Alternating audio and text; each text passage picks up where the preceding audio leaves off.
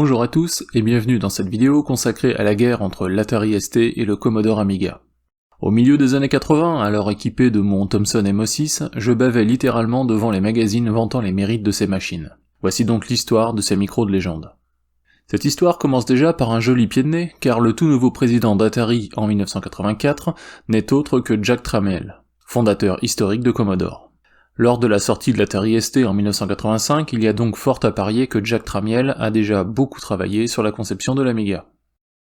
Le nom de l'Atari ST viendrait soit des initiales du fils de Jack Tramiel, Sam Tramiel, soit plus probablement de 1632, en français 1632, qui fait référence à l'architecture de son microprocesseur.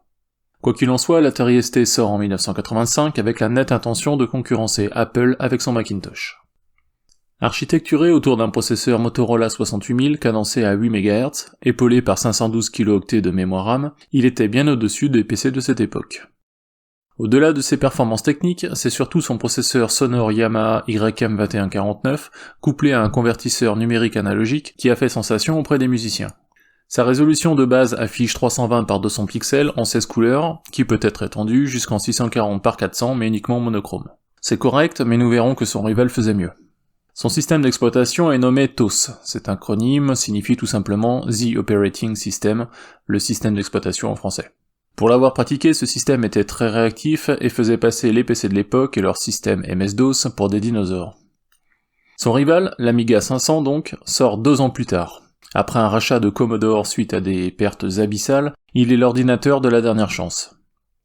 Si l'on fait abstraction de l'Amiga 1000 sorti un peu plus tôt, il est la première machine vraiment aboutie du renouveau de Commodore. Lui aussi architecturé autour d'un Motorola 68000, certes un peu moins rapide, il est néanmoins épaulé par 3 processeurs supplémentaires dédiés au son, à la vidéo et au graphisme. Sa mémoire RAM atteint elle aussi 512 kg de base, qu'il était possible d'étendre à 8 MB, mais à quel prix ? Ce qui fait vraiment la différence entre l'Atari et le Commodore, ce sont ses processeurs additionnels. Le processeur graphique permettait l'affichage en 320 par 200 en 32 couleurs, jusqu'à un impressionnant 640 par 400 en 16 couleurs. Le processeur vidéo permettait de réaliser du montage vidéo en qualité semi-professionnelle. Enfin, sa puce sonore MOS Technology sortait un signal 4 canaux sur 9 octaves qui faisait des merveilles dans les jeux, mais aussi pour les compositeurs en herbe. Son système d'exploitation est lui aussi en avance sur son temps. Il est composé de 2 couches, Amiga-DOS pour la gestion des disques et Intuition pour la gestion de l'interface graphique. C'est Workbench qui joue le rôle d'interface entre ses icônes et ses fenêtres. L'OS de l'Amiga est un vrai système multitâche, là aussi en avance sur ses concurrents. Bien nés, ces deux machines n'ont pas connu le même démarrage. L'Atari ST, grâce à son prix canon, a vu ses ventes décoller beaucoup plus rapidement. Avec ses ports MIDI et ses séquenceurs compatibles, il était une excellente porte d'entrée à la MAO, la musique assistée par ordinateur. Parmi les artistes célèbres ayant fait leurs armes sur cette machine, on peut citer Alphaville, Jean-Michel Jarre, Laurent Voulzy, Madonna, et même Michael Jackson pour le titre Black or White. L'Amiga, de son côté, a mis plus de temps à émerger. Il lui aura fallu attendre 1989 et le début du déclin de l'Atari ST pour révéler tout son potentiel. Alors moins cher à produire et bien maîtrisé par les développeurs, il commença à trouver son public. Grâce à ses processeurs graphiques, c'était à l'époque une bête pour les jeux vidéo et la scène Demo Makers. Voici une petite compilation des logiciels les plus en vue sur ces deux machines.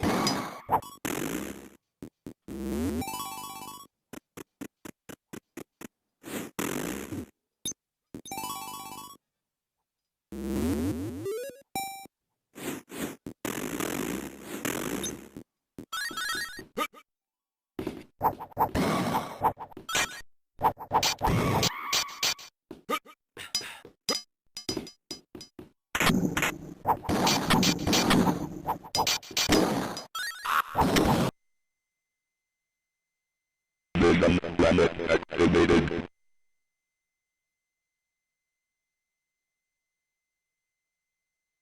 Torch landing activated.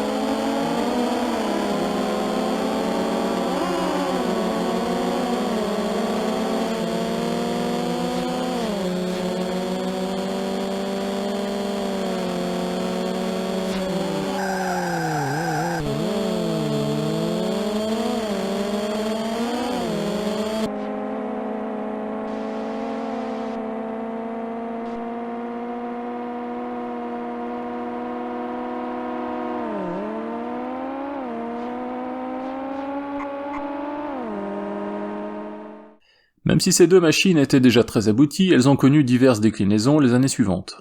L'Atari ST s'est tout d'abord mue en 520 STF, puis en 1040 STF, respectivement munie de 512 kg, puis 1 mégaoctet de RAM.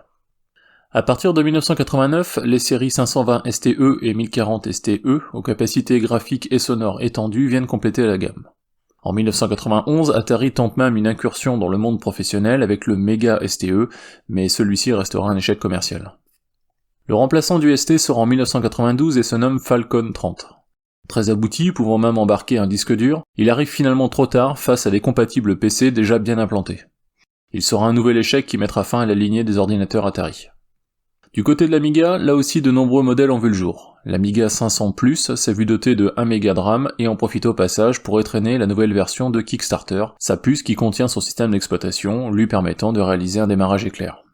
Cette même année 1991, Commodore tente la console de salon avec l'Amiga CD-TV, sorte d'hybride entre un Amiga et une platine CD multimédia, mais celle-ci ne trouva jamais son public et restera un échec.